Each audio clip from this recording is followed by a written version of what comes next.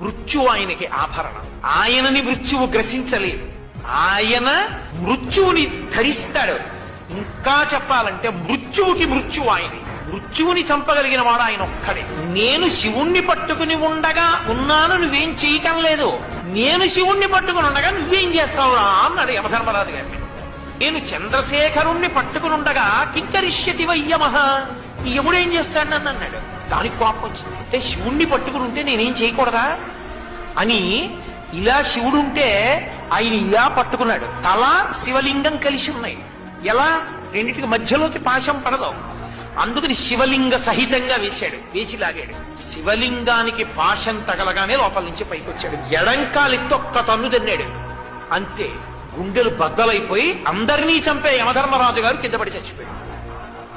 మృత్యువు ఆయనకి ఆభరణం. ఆయనని మృత్యువు గ్రసించలేదు. ఆయన మృత్యువుని ధరిస్తాడు. ఇంకా చెప్పాలంటే మృత్యువుకి మృత్యువు ఆయన. మృత్యువుని చంపగలిగిన వాడు ఆయన ఒక్కడే. నేను శివుణ్ణి పట్టుకుని ఉండగా ఉన్నాను, నువ్వేం